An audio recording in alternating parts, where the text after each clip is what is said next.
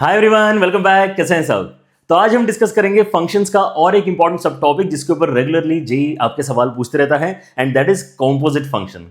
Composite function का idea यहाँ पे समझना इतना आसान है कि it will take us hardly 2-3-5 minutes to understand the main idea, and then will understand कि क्वेश्चन एग्जैक्टली किस तरीके से आपके यहाँ पर आते हैं। कहीं ना कहीं यहाँ पर आपको मिक्सिंग भी नजर आएगी, जहाँ पर अभी तक जो हमने यहाँ पे फंक्शंस में चीजें पढ़ ली हैं, हो सकता है उनको भी यहाँ पर जो है आपको इन्वॉल्व करना पड़े अपने आइडियाज को। सो इसके पहले हमने क्या क्या कवर कर लिया, इसके पहले हमने डोमेन रेंज के साथ साथ यहाँ पे classification of function and as well as function counting भी हमने यहाँ पर कंप्लीट कर लिया है। So let us see how basically this particular topic further enhances our knowledge. आपके यहाँ पे कॉम्पोजिट फंक्शन का आइडिया पहले तो यहाँ पर हम कवर करते हैं बच्चों। कॉम्पोजिट फंक्शन में आपको यहाँ पर कुछ सोचना है इस तरीके से कि कॉम्पोजिशन अगर हम यहाँ पे क्रिएट कर रहे हैं दो फंक्शंस का, तो हम फंक्शन के अंदर ही फंक्शन डालने की कोशिश कर रहे हैं। यूजुअली हम क्या करते हैं, फंक्शन के अंदर वैल्यूज डालते हैं। जैसे अगर मैं आपको यहाँ पर बोलता हूं कि आपके पास में एक फंक्शन है fx, ठीक है ना, एंड उसकी डेफिनेशन मैंने आपको बोली x²। सो आपको बहुत ही क्लियरली पता है कि अगर मैं आपसे पूछता हूं कि f(1) कितना है तो आप 1 आंसर दोगे। अगर मैं आपसे पूछता हूं कि f(2) कितना है तो आप 4 आंसर दोगे। अगर मैं आपसे पूछता हूं f(-3) कितना है तो भी आप यहाँ पे 9 आंसर दोगे, ठीक है ना। तो आपको यहाँ पर पता है कि ये जो x का लोकेशन है ना, ब्रैकेट के अंदर जो बेसिकली आपको x लिखा हुआ है, उसको अगर मैं यहाँ पे 1 कर देता हूं तो आपने राइट हैंड साइड में भी 1 कर दिया, राइट, और फिर उसका स्क्वायर करवा दिया। अगर मैंने यहाँ पे x के प्लेस में 2 डाला है तो आपने भी क्या किया, राइट हैंड साइड में x के प्लेस में 2 डाल के स्क्वायर करके आंसर बता दिया। अगर मैंने x के प्लेस में -3 डाला है तो आपने क्या किया है, -3 का ही स्क्वायर करके 9 आपने यहाँ पर आंसर बता दिया है, ठीक है ना। अब यहाँ पर कंपोजिशन में क्या होता है, आपको rather than giving out some value, मैं आपको कोई दूसरा फंक्शन ही दे दूंगा। जैसे मेरे पास में लेटर से एक gx फंक्शन है, gx फंक्शन लेटर से मैंने यहाँ पे डिफाइन किया है ग्रेटेस्ट इंटीजर फंक्शन, ऑलराइट। और अब अगर मैं आपसे बोलता हूं कि अच्छा रुको, अब आप मुझे बताओ कि what is f of gx, तो आपने ज्यादा घबराना नहीं चाहिए, जल्दी बताओ। अगर मैं आपसे पूछता हूं कि what is f of gx, तो अभी जो आप यहां पे कर रहे थे 1 के साथ में, 2 के साथ में, -3 के साथ में, आपने वही सोचना चाहिए फिर से कि आपको क्या करना है। जहां पे x लिखा हुआ था उसकी जगह आपने यहां पे अगर gx कर दिया है तो यहां पर आपने क्या कर देना है, बस जहां x लिखा है राइट हैंड साइड में वहां पे आपने gx कर देना चाहिए। तो यहां पे कितना आ जाएगा, gx का ही स्क्वायर आ जाएगा, और gx फंक्शन फिर आप यहां पे रिप्लेस करवा सकते हो। So that actually gives us what, that gives us gif का स्क्वायर, राइट। तो यहां पर क्या हो गया, फंक्शन के अंदर फंक्शन बेसिकली चला गया, स्क्वायर फंक्शन के अंदर आपका gif फंक्शन बेसिकली चला गया है, राइट। तो शॉर्ट में अगर हम इसको बोलना चाहें, इसको पढ़ते कैसे हैं, f ऑफ gx पढ़ते हैं इसको, और इसको हम शॉर्ट में फॉग भी कहते हैं, FOG, ठीक है ना, लिखते समय, है ना। ऐसा जल्दी से अगर आपको लिखना है तो इसको आप लिखते समय फॉग बोल सकते हो, राइट। इसी चीज को हम फॉग कहते हैं, FOG, alright, FOG and then x, अगर आपको बताना है कि वेरिएबल हम कौन सा इस्तेमाल कर रहे हैं तो, राइट। सो हमारा यहाँ पे जो कॉम्पोजिशन का आइडिया है, इट इज एक्जैक्टली दिस। जैसे हम वैल्यू ऑफ फंक्शन निकालते हैं वैसे ही आपके यहाँ पर क्या हो जाता है, कॉम्पोजिशन क्रिएट हो जाता है कि वो अंदर चला गया है, राइट। नाउ जैसे आपने यहाँ पे फॉग क्रिएट किया है, ऐसे ही आप गॉफ भी क्रिएट कर सकते हो। गॉफ क्रिएट करने में क्या होगा, अगर आपको कोई बोलता है कि आप यहाँ पे g ऑफ fx क्रिएट करके बताओ, है ना, let us try that as well. अगर कोई आपको बोलता है कि g ऑफ fx क्रिएट करके बताओ फॉर दिस सेम एग्जांपल, तो मैं बोलूंगा कि g क्या था, g तो आपका ये gif वाला फंक्शन था।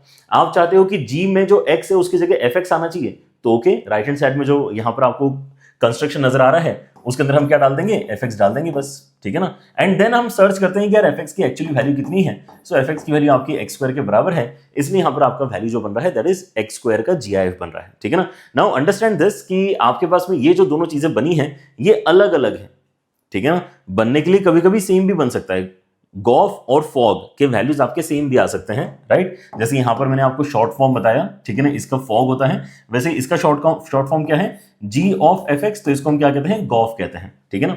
सो एक गॉफ x है और एक आपका फॉग x है। सो अभी यहाँ पे जो आपके इसमें फंक्शंस बने हैं वो अलग अलग फंक्शंस। अगर आपको ये चेक करना है कि अलग अलग फंक्शंस है या नहीं, तो आप एक पर्टिकुलर इनपुट सिलेक्ट करके, है ना, चेक कर सकते हैं। जैसे अगर मैं आपसे यहाँ पे पूछता हूं कि what is the value of f of g of let us से 2.5, राइट। सो आप क्या बोलोगे, f ऑफ g ऑफ 2.5। अच्छा, तो आप बोलोगे अच्छा ये f of g of x तो ऑलरेडी बना हुआ है, कितना है वो, ये वाला फंक्शन है, तो आपने यहाँ पे x की जगह 2.5 करने के लिए बोला है तो 2.5 कर देते हैं। सो 2.5 अगर मैं यहाँ पे कर दूंगा तो कितना हो जाएगा, 2.5 के gif का स्क्वायर हो जाएगा, ठीक है ना। तो 2.5 का gif कितना हो गया, 2 हो गया, उसका स्क्वायर कर दिया तो यहाँ पे आंसर कितना आ गया, 4 के बराबर आ गया, right. So here fog of 2.5 is basically 4 के बराबर।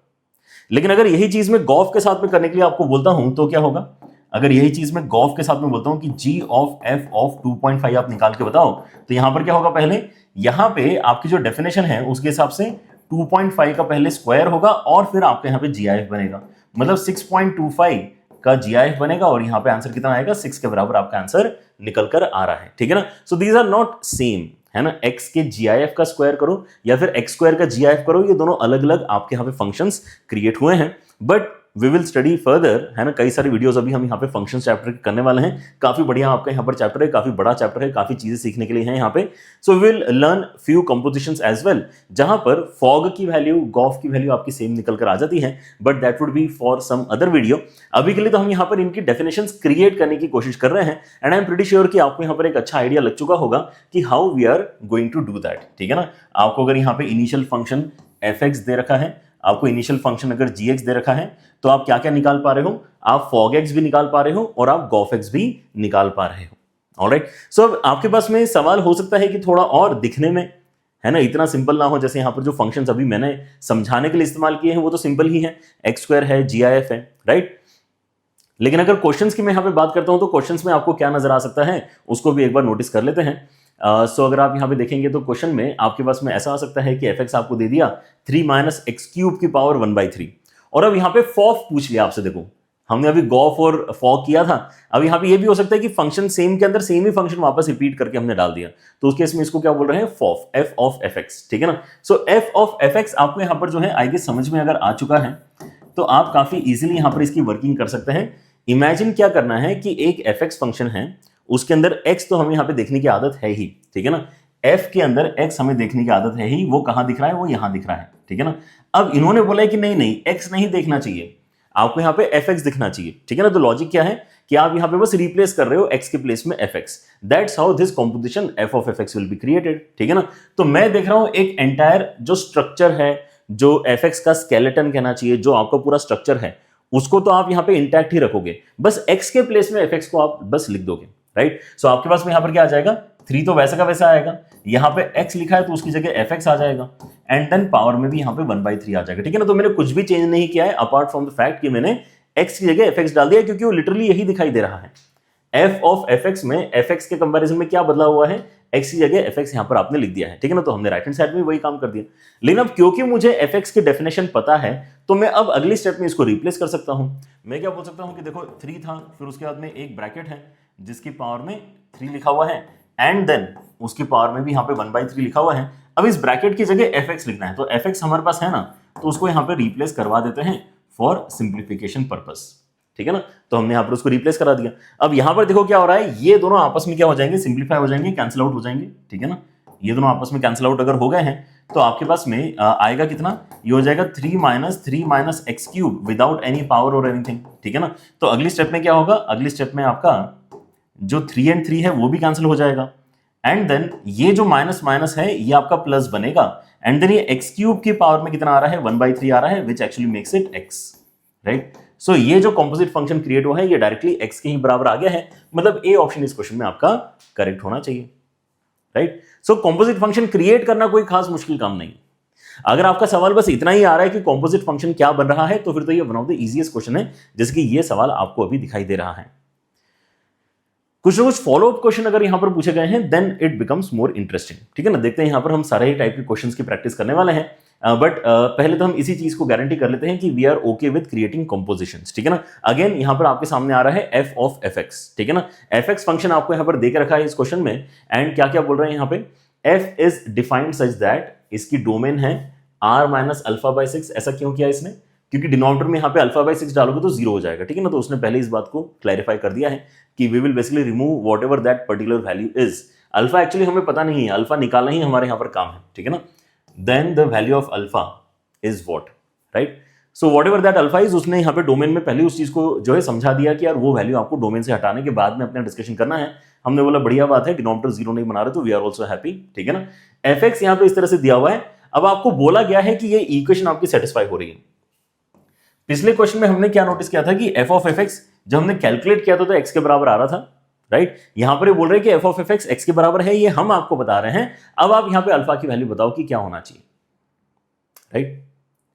सो हम यहाँ पे स्टार्ट तो वैसे ही करेंगे, हम क्या बोलेंगे कि यार देखो आपके पास में f ऑफ fx का मतलब क्या होता है, ठीक है ना। f ऑफ fx का मतलब होता है कि देखो आपके पास में जो भी fx आपको दिखाई दे रहा है उसमें जहां जहां आपको x नजर आ रहा है उसके प्लेस में आप fx डलवाने की कोशिश कर रहे हो, यही कहना चाहते हो राइट। f ऑफ fx का मतलब है कि fx में x के प्लेस में fx डालना है, ठीक है ना। ऑल राइट, सो जहां जहां पे मुझे x नजर आ रहा था वहां वहां पे मैंने fx लगा दिया है, ठीक है ना। सो ये डेफिनेटली आपका क्या बन गया है, f ऑफ fx बन गया है। नाउ आप जब यहां पे इसको इनपुट में डालोगे, yes you can definitely proceed in the way जहां पर हमने इस पर्टिकुलर रेशो को यहां पे इनपुट में डालना है, and then you can further simplify it. तो आपको फिर से एक सिंप्लीफाइड एक्सप्रेशन x के फॉर्मेट में मिलेगा जो एक्चुअली आपका रिप्रेजेंटेशन होगा f ऑफ fx का। लेकिन वहां पे आई थिंक अभी से आप यहां पे सोच सकते हैं कि कैलकुलेशन में थोड़ा समय लगेगा आपको, है ना। आप यहां पे एक फ्रैक्शन इनपुट में डालोगे, यहां पे एक फ्रैक्शन इनपुट में डालोगे, न्यूमरेटर का फ्रैक्शन एलसीएम लेके सिंप्लीफाई करोगे, डिनोमिनेटर का फ्रैक्शन एलसीएम लेके सिंप्लीफाई करोगे, एलसीएम को कट करके यहां पे जो ओवरऑल आपके यहां पे रेशोस हैं उसको सिंप्लीफाई करके फाइनली अपना आंसर बताओगे। कर सकते हो, उसके अंदर ऐसा कोई ये बात नहीं है कि आपको नहीं आता है करते, बट हम ये देखना चाहते हैं कि क्या वो करने की जरूरत है क्या, ठीक है ना। क्योंकि इन्होंने एक इक्वेशन सॉर्ट ऑफ आपको दे के ही रखी है कि ये जो f ऑफ fx है ये x के बराबर है, and that too for all possible values of x, है ना। मतलब ऑब्वियसली जो डोमेन में नहीं है वैल्यू उसको हटा दिया, but otherwise for all values of x ये एक्चुअली आपका काम करता है। और अगर ये आपका काम करता है, अगर ये इक्वेशन आपका काम करता है for all values of x except whatever is not in the domain, तो हम कोई भी x मतलब इसके अंदर डाल सकते हैं ना। This equation is true for all x, and if this equation is true for all x, who is stopping me from using x equal to 0। अगर इस पॉइंट पे मैं x इक्वल टू 0 इनपुट में डालता हूं, जो कि एक इजी इनपुट है, डालने के लिए 1 -1 2 100 कुछ भी डाल सकते हो, ठीक है ना, क्योंकि ये किसी भी x के लिए ट्रू है। लेकिन हम क्या सोच रहे हैं कि यार जिसमें कैलकुलेशन इजी होगी वो इनपुट डालते हैं। तो यहां पे आ जाएगा आपका 5 times of f of 0 plus 3, and नीचे आ जाएगा कितना, नीचे आ जाएगा आपके इसमें यहां पे 6 times of f of 0 minus alpha, और ये हो जाएगा कितना, 0 के ही बराबर। अच्छा, अब अगर ऐसा हो गया है कि यार ये हो गया है आपका 0 के बराबर, तो यहां से हम क्या बोल सकते हैं कि आपके पास में किसकी वैल्यू आ चुकी है, आपके पास में f ऑफ 0 की वैल्यू नहीं आ गई क्या। यहां पे देखो ये क्रॉस मल्टीप्लाई हो जाएगा, ये आपका वेस्ट हो गया।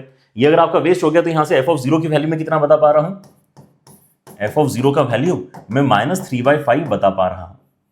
लेकिन मुझे ये बताओ कि आपके पास में fx फंक्शन तो ऑलरेडी लिखा हुआ है ना, तो fx फंक्शन की मदद से आप यहां पे ऑलरेडी क्या निकाल सकते हो, f ऑफ 0 की वैल्यू तो निकाल ही सकते हो। सो f ऑफ 0 की वैल्यू निकालने के लिए क्या करना है, यहां पे 0 डालना है, तो कितना हो जाएगा 3/- अल्फा, और ये हो जाएगा -3/5 के बराबर। माइनस माइनस कैंसिल हो जाएगा, 3 कैंसिल हो जाएगा, अल्फा की वैल्यू 5 आ जाएगी, राइट।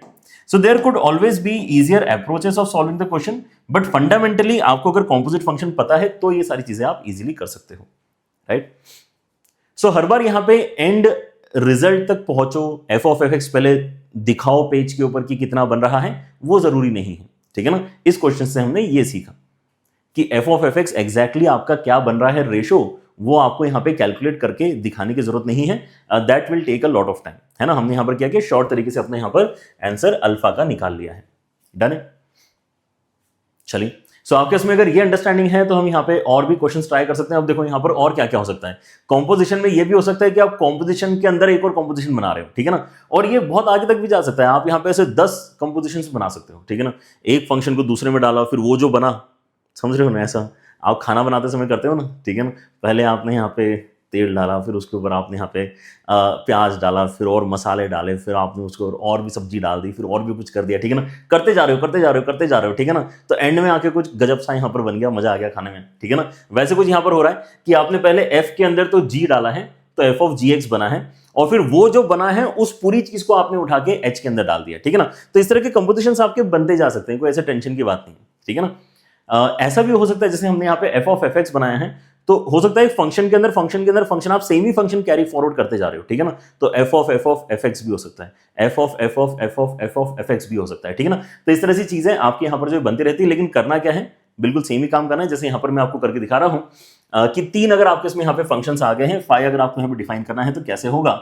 सो पहले मैं टारगेट करता हूँ अंदर वाली क्वांटिटी की f ऑफ gx क्या होगा, क्योंकि ये हम पढ़ चुके हैं, है ना, कि भाई f के अंदर gx डालने की बात हो रही है।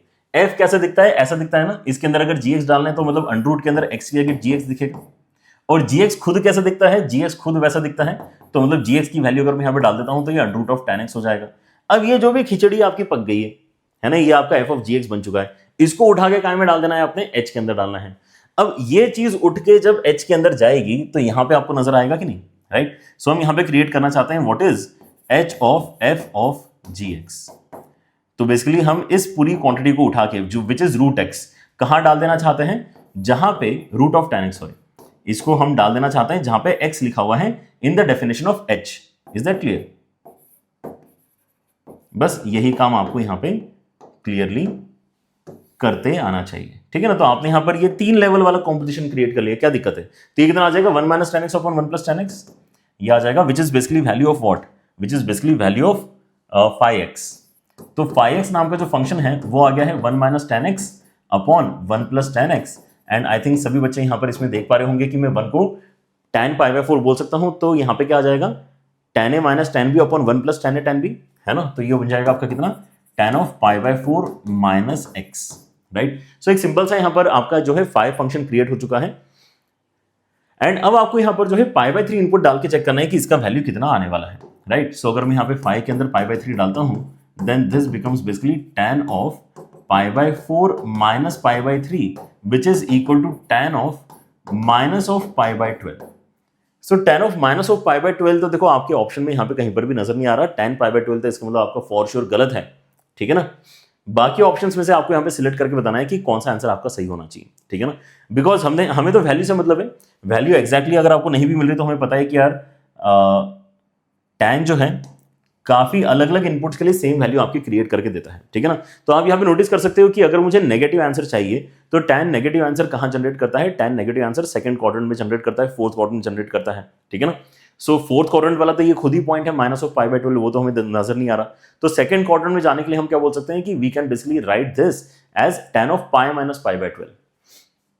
क्या कर सकते हैं, tan of π - π/12। या फिर आप ये भी बोल सकते हो कि tan theta and tan of π + theta same ही चीज होती है। जैसे भी आप यहाँ पे अलाइड एंगल को सोचते हो सोचो, ठीक है ना, क्योंकि ये अलाइड एंगल की क्लास नहीं है, ठीक है ना, ये क्लास कॉम्पोजिट फंक्शन की है। तो यहाँ से यहाँ तक आने के लिए मुझे लगता है कि आपको पता होना चाहिए चीजें कि हम कैसे कैसे यहाँ पर सोच सकते हैं। जैसे tan of π + theta is same as tan theta, तो अगर आप इसका मतलब tan के अंदर एक्स्ट्रा पाई डालते हो तो उससे कोई फर्क नहीं पड़ता। तो एक्स्ट्रा पाई अगर आप डाल रहे हो, ये वाला थॉट भी अच्छा लगा मुझे यहाँ पे बात करते करते कि एक्स्ट्रा पाई डाल दिया मैंने इसके अंदर, क्या दिक्कत है, और ऑटोमेटिकली सेकंड क्वाड्रेंट में आ चुका है। तो अगर आप ये सोच रहे हो कि आप सेकंड क्वाड्रेंट में जाना चाहते हो इसलिए आप π - π/12 लिख रहे हो, या फिर आप डायरेक्टली पाई एक्स्ट्रा ऐड करके यहां पर ये बात बोलना चाहो, बात एक ही है, लेकिन अल्टीमेटली बन कितना क्या है, ये बन गया है आपका 11 π/12 के बराबर, ठीक है ना। 11 π/12 मतलब बी ऑप्शन आपका करेक्ट होना चाहिए। डन। तो ये 3 वाला क्वेश्चन था, ठीक है ना। और क्या हो सकता है, दिखने में सवाल थोड़ा सा और खराब हो सकता है, ठीक है ना सवाल, लेकिन जो है मतलब कितना ही खराब होगा यार, है ना। अगर एग्जाम में आपका सवाल आ रहा है तो इतना तो होगा कि वो 2 मिनट 3 मिनट के अंदर अंदर तो सॉल्व हो ही जाए, ठीक है ना। सो कॉम्पोजिशन अगर आपको क्रिएट करते आ रही है then I don't think there is much of a challenge. यहाँ पर fx पहली बात तो जिस तरह से लिखा हुआ है वी कैन क्लियरली सी कि यार ये थोड़ा सा मतलब इन्होंने ज्यादा ही बड़ा दिखाने के लिए ऐसा काम किया है, क्योंकि मैं अगर यहाँ पे एलसीएम लेता हूं तो ये 2 - x⁻25 बनेगा, नीचे वाला 2 इसके साथ में कैंसिल हो जाएगा, ठीक है ना। एंड देन जो आपके उसमें यहाँ पे fx बन रहा है, राइट, 2 कैंसिलेशन होते हुए दिख गया सारे बच्चों को। सो 2 - x⁻25 इंटू 2 + x⁻25, ये तो a + b into a - b लिखा हुआ है ना, तो इसको क्यों ना मैं यहाँ पे 4 - x⁻50 कर लूं एंड ओवरऑल पावर में 1/50 आ जाए, which looks very similar to one of the questions that we have earlier solved. याद है, आई थिंक जो पहला ही सवाल हमने आज के लेक्चर में किया है वो इसी पैटर्न का कुछ तो सवाल था, राइट। सो ये आपका fx इस तरह से यहाँ पर अभी बना हुआ है।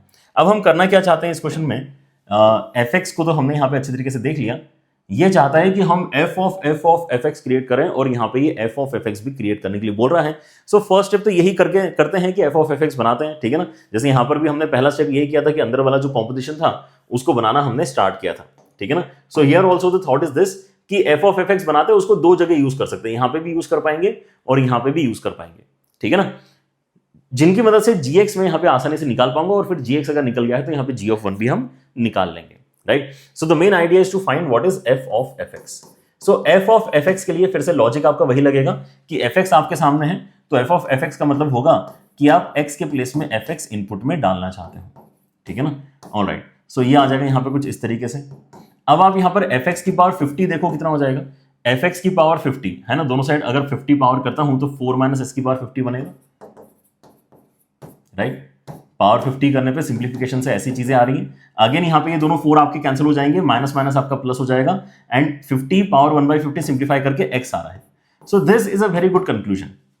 अगर ये आपका x निकल रहा है, इसका मतलब क्या है कि जहां जहां पे gx के डेफिनेशन में आपको f ऑफ fx नजर आ रहा है, आप उसकी प्लेस में क्या बोल सकते हो, आप उसकी प्लेस में बेसिकली x ही डायरेक्टली बोल सकते हो। देयरफॉर gx का जो यहां पे अंडरस्टैंडिंग है दैट इज बेसिकली f के अंदर आपने f ऑफ fx को x बोल दिया और आपने f ऑफ fx को यहां पर भी x बोल दिया। So it is nothing but fx plus x, और ये अगर fx प्लस x के बराबर है तो आपको यहां पे g ऑफ 1 का वैल्यू अगर निकालना है तो g ऑफ 1 कितना हो जाएगा, ये हो जाएगा आपका f ऑफ 1 प्लस 1, मतलब ये हो जाएगा 1 डाल के कितना आता है 1, अगर यहां पे डालोगे तो ये 3 बनेगा, तो ये 3 की पावर 1/50 आ गया, 3 की पावर 1/50 प्लस 1, ये आपका आंसर आ गया। लेकिन अब ये न्यूमेरिक पैटर्न में कैसे रिपोर्ट करेंगे, इन्होंने क्या बोला है, then the greatest integer less than और इक्वल टू, मतलब जीआईएफ बेसिकली बोला इसने। इस चीज का जो जीआईएफ है वो कितना आएगा ये आपको रिपोर्ट करके बताना है, तो बताओ कितना आएगा, आपका जीआईएफ का वैल्यू कितना आएगा, बस यही आपका फाइनल क्वेश्चन है, राइट, कि जी ऑफ 1 का जीआईएफ कितना है, मतलब आपको जीआईएफ बताना है 3 की पावर 1/50 प्लस 1 का, ठीक है ना। सो मतलब आपको ये बताना पड़ेगा कि 3 की पावर 1/50 की वैल्यू कैसे होने वाली है, ठीक है ना। तो आपको यहां पर ये जो आइडिया होना चाहिए, जो आपको पता होना चाहिए वो क्या बात है, वो ये है कि जब भी आपका कोई भी नंबर 1 से बड़ा होगा, उसका आप कितना ही फ्रैक्शनल पावर लेके चले जाओ, उसका आंसर 1 से बड़ा ही आएगा। वो 1 के बहुत नजदीक पहुंच सकता है लेकिन 1 से छोटा नहीं हो सकता, राइट। सो आप जब यहां पे 3 देखते हो तो 3 आपका क्या है, 3 आपका बेसिकली 1 से बड़ा है। 1 से बड़े क्वांटिटी का आप यहां पे स्क्वायर रूट लेते हो, है ना, तो क्या होता है वो 1.732 जैसी आपके यहां पर वैल्यू निकल कर आती है, 1 के नजदीक ऑलरेडी काफी आ गया है, अंडर रूट लेते ही। 4th रूट लोगे तो और पास आएगा, 5th रूट लोगे और पास आएगा, 10th रूट लोगे और पास आएगा, 50th रूट में काफी पास आ चुका होगा, लेकिन तब भी 1 से तो बड़ा ही रहेगा, फिर वो पॉइंट समथिंग समथिंग ही बड़ा क्यों ना हो, राइट। तो ये आपका इसका मतलब क्या है, ये 1 पॉइंट समथिंग समथिंग है और ये 1 है, मतलब टोटल ये 2 पॉइंट समथिंग समथिंग है, और क्योंकि ये 2 पॉइंट समथिंग समथिंग है इसलिए जीआईएफ का वैल्यू कितना आ जाएगा, 2 के बराबर आ जाएगा, ठीक है ना। सो 2 इस क्वेश्चन का फाइनल आंसर बनता है, ऑलराइट। सो देखो अब यहाँ पे बहुत ही छोटी मोटी बातें हैं, आप यहाँ पे ये नहीं कह सकते कि यार ये वाला क्वेश्चन मैंने गलत कर दिया क्योंकि मुझे इतना सा सोचते नहीं आया, क्योंकि आपने बाकी कॉम्पोजिट फंक्शन में आपको दिक्कत नहीं, लेकिन आपका कॉम्पोजिट फंक्शन का क्वेश्चन सॉल्व नहीं हो रहा है क्योंकि आपने यहाँ गलती कर दी, या यहाँ पे आपको ढूंढते नहीं आ रही अलाइड एंगल के थॉट की वजह से क्वेश्चन के आंसर, ठीक है ना। तो आपके यहाँ पर थोड़ा बहुत जो बेसिक्स हैं, है ना, मैथमेटिक्स के, वो तो आपके यहाँ पर लगते रहते हैं, तो उनके ऊपर भी आपने यहाँ पे देखना चाहिए कि क्या उनकी वजह से कहीं आपके प्रॉब्लम तो नहीं आ रही सवालों को एंड टू एंड सॉल्व करने में, ठीक है ना। क्योंकि आप बड़े बड़े कॉन्सेप्ट तो पढ़ ही लोगे, जैसे कॉम्पोजिट फंक्शन अपने आप में एक बड़ा कॉन्सेप्ट है कि यार कॉम्पोजिशन क्रिएट कैसे करते हैं, लेकिन आपको इधर उधर के आइडियाज जो मैथमेटिक्स के इन जनरल इंपॉर्टेंट आइडियाज है वो भी तो पता होना चाहिए, राइट।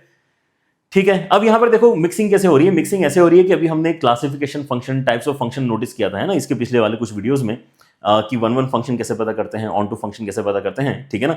तो यहां पर इन्होंने बोला कि अब ये जो फंक्शन बनेगा उसको कैटेगराइज करके बताओ उसका टाइप क्या होगा, राइट। सो पहले तो यहां पे रिक्वायरमेंट है कि एफ ऑफ जी एक्स ही हम क्रिएट करें, लेकिन आगे और भी रिक्वायरमेंट है, ठीक है ना। सो एफ ऑफ जी एक्स पहले क्रिएट करते हैं। सो एफ ऑफ जी एक्स का मतलब क्या होगा, एफ ऑफ जी एक्स का मतलब होगा कि एफ जो भी कुछ है ना उसके अंदर जी एक्स डाल दो। अच्छा, तो 2 times of G X minus 1 हो जाएगा, लेकिन अब जी एक्स क्या है, जी एक्स तो ये रहा, तो ये डाल देते हैं इसके अंदर, राइट। सो कॉम्पोजिट फंक्शन क्रिएट करना अपने आप में बिल्कुल भी डिफिकल्ट काम नहीं होता, ठीक है ना। स्ट्रक्चर कहां से उठता है, बाहर वाले डेफिनेशन से, उसके अंदर क्या डालता है, अंदर वाला फंक्शन डल जाता है, अंदर वाला फंक्शन आप यहां पे सब्स्टिट्यूट करके सिंप्लीफाई कर दो तो वही आपका कॉम्पोजिशन का आंसर हो जाता है, ठीक है ना। और इसको अगर आप यहाँ पे एलसीएम लेकर सॉल्व करते हो तो यहाँ पर एक एक्स कैंसिल हो जाएगा एंड आपका 1 1 भी कैंसिल हो जाएगा, तो ऊपर केवल एक्स ही आने वाला है, ठीक है ना, और नीचे आपका इसमें x माइनस 1 आएगा। सो this is your composition for this particular question, right. तो आपके इसमें अगर यहाँ पे f ऑफ gx फंक्शन यहाँ पे अगर आ चुका है, अब आपको इसको कैटेगराइज करना है कि यार ये 1 1 है या नहीं, है ना, ऑन टू है या नहीं, इस तरह से हमें यहाँ पर बेसिकली पता करना है, ठीक है ना। सो सबसे पहले 1 1 मैनी 1 की बात करते हैं, और जब भी इस तरह का सिंपल वाला हमारे पास में अरेंजमेंट होता है, हम सबसे बेसिक वाला अप्रोच ही इस्तेमाल करते हैं कि लेट अस सी कि f of g of x1 and what is up with f of g of x2। अगर इन दोनों को बराबर करना है ना, आप अगर इसका कुछ नाम रखना चाहते हो यहाँ पे hx और h of x1 is equal to h of x2 बोलना चाहते हो तो वो ज्यादा सिंपल लगेगा, ठीक है ना। बट हम क्या बोल रहे हैं कि क्या ऐसा हो सकता है कि दो अलग अलग इनपुट x1 x2 पे आपको सेम वैल्यू मिल जाए, क्या x1 x2 पे आपको सेम वैल्यू मिल सकती है क्या, करके देखते हैं। x1 अगर मैं इसमें डालता हूं तो कितना हो जाएगा, x1 अपॉन x1 माइनस 1, और अगर यहां x2 डालता हूं तो x2 upon x2 minus 1। Cross multiply अगर मैं यहां पे करूंगा तो मेरे पास में आ जाएगा x1 x2 माइनस x1, और यहां पे आ जाएगा x2 x1 माइनस x2। तो ये हो जाएगा कैंसिल, और यहां से माइनस साइन कैंसिल करके आपको x1 इक्वल टू x2 मिल रहा है। There is no other way out, the only way in which you can make x1 input and x2 input पे इक्वल आउटपुट इज कि आपको इनपुट भी सेम ही डालना पड़ेगा। दिस डायरेक्टली इंप्लाइज कि आपका फंक्शन 1 1 है, ठीक है ना। अगर आपने मिस किए हैं पिछले कुछ लेक्चर्स तो प्लीज जाके उनको भी देखें, जहां पर हमने टाइप्स ऑफ फंक्शंस का डिस्कशन किया है, ठीक है ना। टाइप्स ऑफ फंक्शन में मैंने आपको सिखाया है कि कैसे हम यहां पे 1 1 मैनी 1 ऑन टू इनटू का डिफरेंशिएशन करते हैं, है ना। Alright, differentiation in the sense not calculus वाला डिफरेंशिएशन, डिस्टिंक्शन, कि हम कैसे उनको डिस्टिंक्ट करते हैं, कि कैसे हम यहाँ पे पता करते हैं कि कौन सा क्या कैटेगरी का फंक्शन है, राइट। अच्छा, तो यहाँ पे 1 1 हमारे यहाँ पे फिक्स हो चुका है। अब ऑन टू इनटू की जहां तक बात है तो उसके लिए मुझे रेंज निकालनी पड़ती है। सो रेंज निकालने का भी हमारे यहाँ पे जो सबसे बेसिक आइडिया है उसी को पिक कर लेते हैं, x in terms of y वाला, ठीक है ना। तो अगर मैं इसकी रेंज निकालना चाहता हूं तो इसको y के बराबर करूंगा तो y is equal to x upon x minus 1 है। क्रॉस मल्टीप्लाई करते हैं तो xy minus y is equal to x होता है। अगर मैं x साथ में लेके आना चाहता हूं तो xy minus x is equal to y, इसको इस तरफ उसको उस तरफ, एंड x कॉमन निकाल के आपका y माइनस 1 जो बनेगा उससे हम डिवाइड करवा सकते हैं, ठीक है ना। सो अगर आप डिवाइड करवा दो तो आपके पास में एक एक्सप्रेशन रेडी हो रहा है, x is equal to y upon y minus 1। Alright, so ये आपका जो एक्सप्रेशन क्रिएट हुआ है इसकी जो डोमेन है y की, वही क्या हो जाएगी, ओरिजिनल एक्सप्रेशन की रेंज हो जाएगी। यस, ठीक है ना, ओरिजिनल एक्सप्रेशन क्योंकि y के ही बराबर है। तो हम यहां पे क्या देख सकते हैं, डोमेन पॉइंट ऑफ व्यू से हम बोल सकते हैं कि बस फ्रैक्शन है इसलिए डिनोमिनेटर 0 नहीं होना चाहिए। तो यहां से मैं बोल रहा हूं कि y क्या हो सकता है, y belongs to r except 1। 1 छोड़ के आप यहां पे सारी वैल्यूज एक्सपेक्ट कर सकते हो कि आपको मिलने वाली है, राइट। सो अगर आप यहां पे ये चीज कंफर्म कर रहे हैं कि आपको 1 छोड़ के बाकी सारी वैल्यूज मिल जाएंगी, तो क्या मैंने इसको ऑन टू फंक्शन बोलना चाहिए कि इनटू फंक्शन बोलना चाहिए? क्योंकि आप अगर ध्यान से देखते हैं तो आपका f का जो कोडोमेन है वो भी r है, g का जो कोडोमेन है वो भी r है। तो आपके यहां पे जो कॉम्पोजिट फंक्शन का कोडोमेन माना जाएगा वो भी r माना जा रहा है। लेकिन क्या हमारे पास में r आंसर आया है? एक पॉइंट ने धोखा दे दिया, बस एक पॉइंट ने आपको यहां पर धोखा दिया है। एंड इस रीजन से और इस एकमात्र रीजन से आपको क्या मिल रहा है, यहां पर ये फंक्शन इनटू फंक्शन मिल रहा है, राइट। मतलब ये ऑन टू नहीं हो पाएगा, ये ऑन टू नहीं हो पाएगा, लेकिन 1 1 डेफिनेटली बन चुका है। तो 1 1 है बट ऑन टू नहीं हो पाया है, मतलब आपका ए ऑप्शन इस क्वेश्चन में करेक्ट बनता है, ठीक है ना। सो ये ऐसा आपका यहां पे सवाल है जहां पर पहले हमने कॉम्पोजिशन से F of G X identify किया, एंड देन उसको थोड़ी स्टडी भी हमने यहां पर करी कि वो 1 1 मैनी 1 ऑन टू इनटू में से क्या है, राइट। और क्या हो सकता है भाई, ठीक है ना। सो अब आपके सामने ऐसा भी एक सवाल आ सकता है, ये भी आपके जो है काफी इंटरेस्टिंग पैटर्न ऑफ क्वेश्चंस है, जहां पर आप अगर नोटिस करते हो सो आपके जो इनपुट्स है इस बार वो कंटिन्यूअस नहीं है, यहां पर आपके इनपुट्स केवल नेचुरल नंबर्स ही हैं, ठीक है ना। तो यहां पर आप रैंडमली कोई फ्रैक्शन वगैरह इनपुट में नहीं सोचोगे। Let n be the set of natural numbers and two functions f and g be defined as f and g such that n to n उनका डेफिनेशन है, मतलब इनपुट भी नेचुरल नंबर्स लेते हैं, आउटपुट भी नेचुरल नंबर्स में से आपको कुछ ना कुछ मिल रहे हैं। और फिर आपके यहाँ पे fn का डेफिनेशन दिया हुआ है कुछ इस तरीके से, एंड gn का डेफिनेशन भी दिया हुआ है कुछ इस तरीके से, और आपको यहाँ पे फॉग के ऊपर कमेंट करना है। अगेन जैसे हमने पिछले क्वेश्चन में 1 1 मैनी 1 ऑन टू इनटू की बात करी थी, वैसे यहां पर भी इन्होंने क्लासिफिकेशन आगे चल के हमसे पूछा है, right. So in this kind of question हमने क्या करना चाहिए, पहले तो ये नोटिस करना चाहिए कि यार जैसे यहाँ पे ये 2 टुकड़ों में यहाँ पे आपका fn फंक्शन दिखाई दे रहा है, आइडियली तो gn भी आपके 2 टुकड़ों में ही नजर आना चाहिए। क्यों? क्योंकि अगर आप n की वैल्यू इवन डालते हो या ऑड डालते हो उससे आपका यहाँ पे डेफिनेशन थोड़ा थोड़ा अलग दिखाई देगा। सो पहले तो gn को ही यहाँ पे अच्छे से लिखने की कोशिश करना चाहिए हमने कि अगर तो n मेरा ऑड है तो क्या होगा, अगर n मेरा ऑड है तो क्या होगा। तो यहाँ पे ये -1 बनेगा, ऑड पावर के साथ में -1 और नेगेटिव नेगेटिव प्लस हो जाएगा तो ये n+1 बनेगा। और अगर n मेरा इवन है तो क्या होगा, n अगर इवन है तो ये +1 बनेगा, तो यहाँ पे n-1 आपको रिजल्ट मिलेगा, ठीक है ना। तो पहली बात तो इसको यहां से हटाओ दिमाग से, ये सोचो और ये सोचो, है ना, ये दोनों आपके इसमें यहाँ पे fn और gn के वैल्यूज हैं। अब मैं f के अंदर g डालना चाहता हूं, मैं f के अंदर g डालना चाहता हूं, that is what is the composition f of gn। तो f ऑफ gn का मतलब क्या है, f ऑफ gn का मतलब है कि आप जहां जहां पे f की डेफिनेशन में n नजर आ रहा था उसकी जगह क्या डालना चाह रहे हो, gn डालना चाह रहे हो, and you should do that literally, at every place, right. So आपके यहां पर जो gn है कहां कहां जाएगा, जहां जहां आपको f की डेफिनेशन में n नजर आ रहा है। कहां कहां नजर आ रहा है, यहां नजर आ रहा है एंड यहां नजर आ रहा है। इतना तो सबको नजर आ ही रहा है लेकिन और भी कहीं कहीं नजर आ रहा है, यहां भी नजर आ रहा है और यहां भी नजर आ रहा है, समझे क्या। तो आपको वहां पर भी क्या डालना पड़ेगा, वहां पर भी आपको gn डालना पड़ेगा, राइट। सो आप यहां पर क्या बोलते हो कि f ऑफ gn अगर आपको क्रिएट करना है then that gives us the opportunity to create something like this कि gn प्लस 1/2 होगा इफ gn इज ऑड, समझे क्या। अगर इस तरह के क्वेश्चन में आपको रिप्लेसमेंट करना है तो वो जो कंडीशन लगी हुई है उस पर भी रिप्लेसमेंट करना है, राइट। अच्छा, और फिर आपके पास में यहां पे नेक्स्ट क्या है, gn/2 if gn is even, समझे। तो इस तरह से आपको यहां पर अपने रिप्लेसमेंट्स करने होते हैं, राइट। अच्छा, तो अब यहां पर मैं देखता हूं कि gn मेरा ऑड कब होगा, gn मेरा ऑड कब होगा, ठीक है ना। सो gn जो आपकी वैल्यू है फंक्शन की वो ऑड कब होगी, तो आप यहां पे रियलाइज करते हो कि अच्छा ये तो तब होगा जब मैं n को इवन लूंगा। जब मैं n को इवन लूंगा तो n-1 आपका ऑड बनेगा, राइट। और n-1 जो आपका यहां पे ऑड बन रहा है वो यहां पे बेसिकली इनपुट में आने वाला है, ठीक है ना। सो gn की कौन सी वैल्यू अब आप यहां पे पिक करोगे, that becomes the question. gn की कौन सी वैल्यू आप यहां पे पिक करने वाले हो, दैट बिकम्स द क्वेश्चन। मैं यहां पे gn क्योंकि दो तरीके से देख पा रहा हूं, gn मेरा वो भी है, gn मेरा ये भी है, समझे क्या। तो gn की जगह में क्या डालूं, n+1 डालूं कि n-1 डालूं, ये कौन बताएगा, वो ये कंडीशन बताएगी, समझे। तो यहां पे जो आपका gn आएगा वो या तो ये आएगा या तो ये आएगा, डिपेंडिंग अपॉन कि gn आपका ऑड बन पा रहा है या नहीं बन पा रहा। तो अगर मैं यहां पे n को ऑड मानता हूं और उसके समय जब मुझे यहां पे n+1 लेने की परमिशन है, मुझे n+1 लेने की परमिशन कब है, n+1 डेफिनेशन फॉलो करने की परमिशन कब है, जब n ऑड है, ठीक है ना। तो मैं यहां पे अगर n+1 डालना चाहता हूं तो मुझे यह भी चेक करना पड़ेगा ना कि n+1 मेरा ऑड बना है कि नहीं बना है। तो क्या n+1 मेरा ऑड बनेगा, क्या नहीं बनेगा, क्योंकि आपको ये यूज करने की परमिशन तब है जब n ऑड है। तो n ऑड है तो n+1 तो आपका इवन हो गया है ना, मतलब इस फर्स्ट लेयर में आपको n+1 डालने की परमिशन नहीं है, आपको यहां पे n-1 डालने की परमिशन है। क्यों है n-1 डालने की परमिशन, n-1 डालने की परमिशन इसलिए है क्योंकि पहली बात तो n-1 वो gn का ही वैल्यू है, राइट। तो डालने के लिए हम n+1 और n-1 दोनों यहां पे ट्राई करके देख सकते थे, राइट। तो डालना तो इन दोनों में से कोई एक वैल्यू है, या तो n+1 डालना है यहां पे या फिर n-1 डालना है। n+1 को हमने जिस तरह से रिजेक्ट किया वैसे ही n-1 को एक्सेप्ट करके देखते हैं, है ना, यहां पे अलाउ करेगा कि नहीं करेगा।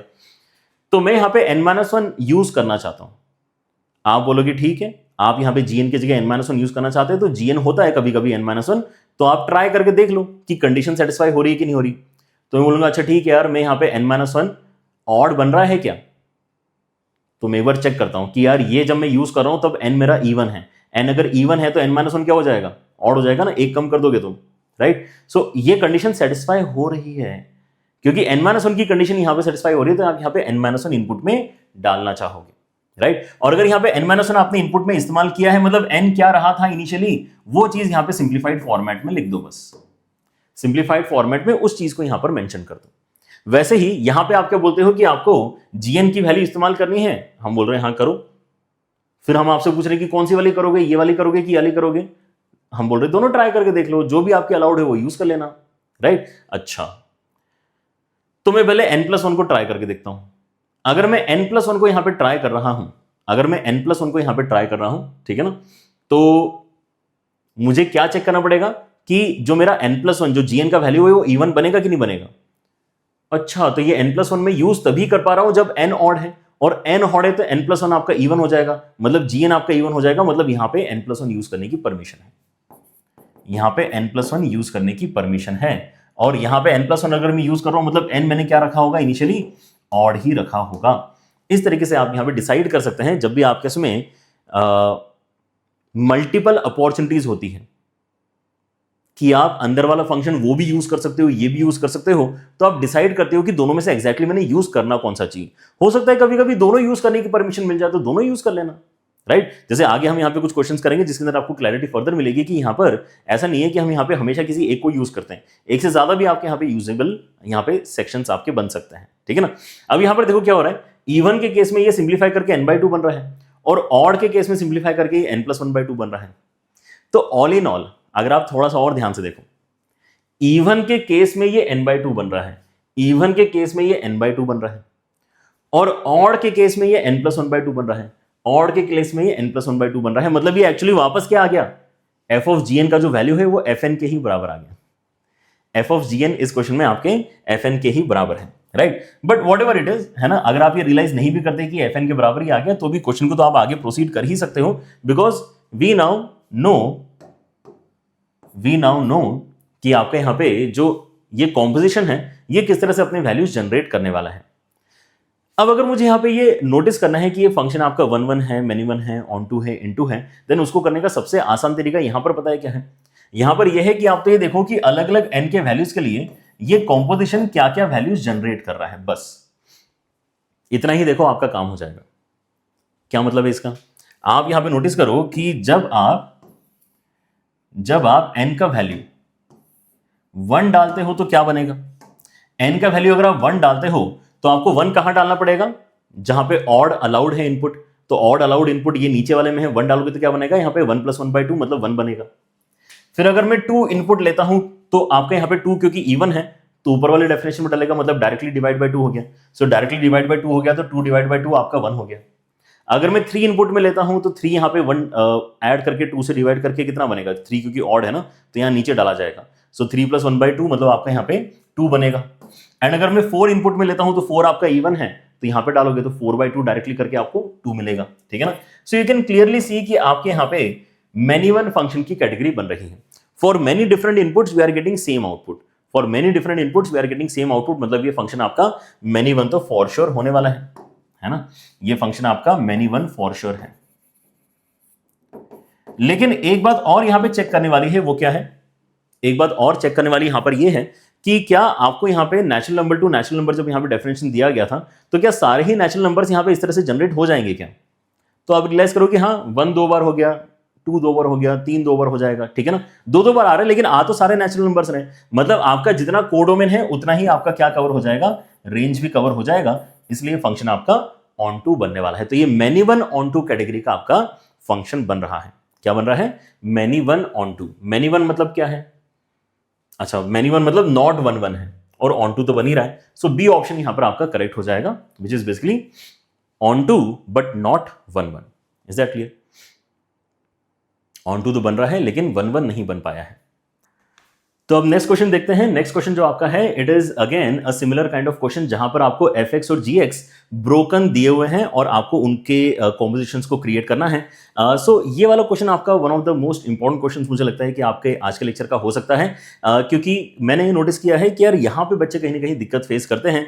इसके पहले तो जब हमारे पास में fx और gx एक इंडिपेंडेंट एंटिटी की तरह गिवन थे तो उनके कॉम्पोजिशन क्रिएट करने में कोई दिक्कत ही नहीं आ रही थी, हम यहाँ पे fx में x की जगह gx डालते हैं और अपना काम हो जाता है।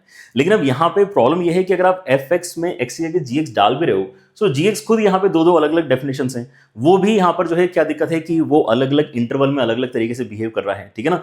तो इस पर्टिकुलर प्रॉब्लम का जो सॉल्यूशन है वो कहां से निकल कर आता है, ग्राफिकल अप्रोच से सबसे बढ़िया सॉल्यूशन निकल कर आता है, ठीक है ना। और भी अप्रोचेस हैं लेकिन one of the top approaches जो मुझे लगती है इस तरह के क्वेश्चन को एड्रेस करने की, that is through drawing the graph of fx and gx, ठीक है ना। बहुत ही सिंपली आप यहाँ पर एक काम कर पाओगे। देखो आपका जो मेन आइडिया है वो क्या होता है कि अगर तो आपको यहाँ पे देखो, यहाँ पे fx भी हम सॉल्व करेंगे, f ऑफ gx भी सॉल्व करेंगे एंड g ऑफ fx भी हम सॉल्व करेंगे, ठीक है ना। ताकि आपको यहाँ पे जो प्रैक्टिस चाहिए वो भी इस तरह के क्वेश्चन की काफी सफिशिएंट अभी इस वीडियो में ही आपको मिल जाएगी। सो आप यहाँ पे क्या नोटिस करोगे कि अगर तो मुझे f ऑफ gx निकालना है, let us start with this idea कि मुझे f ऑफ gx निकालना है, ठीक है ना। This is the first part that we are solving, फिर ऐसे सेकंड पार्ट भी आपको सॉल्व करके दिखाऊंगा।